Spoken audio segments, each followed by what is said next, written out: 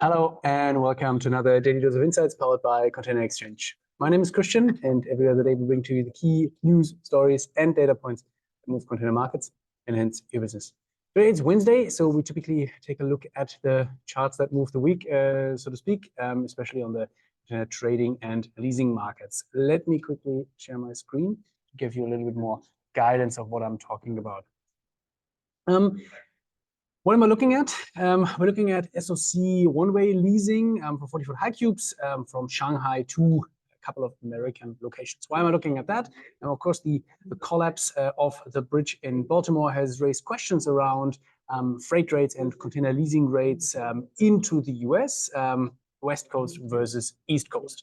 And we've read yesterday already a piece by Zenita that said that freight rates, especially to the US East Coast, are not really reacting upwards. They're just continue to trend negatively because the effect is really very local or regional, and the incoming cargo volume can be successfully rerouted to other neighboring ports of Norfolk and New York, New Jersey. And this is exactly what we see also here on the leasing side of basically comparing Shanghai to Long Beach with Shanghai, Houston, and Shanghai, New York. So a little bit, a couple of sort of different ports, Gulf ports, East Coast and West Coast. The graph is from January 23 to essentially today. What we see is that since the middle of last year, there has been a continued upward trend, and this is independent really of the port of destination. These rates have really moved in lockstep. There's a few outliers here and there, also due to the data, but overall, it's a very, very consistent trend. Now, what drives this upward trend? And number one is, of course, rising interest rates or interest rates that are at least not falling. So that means that financing becomes more expensive, and hence leasing rates have to react upwards.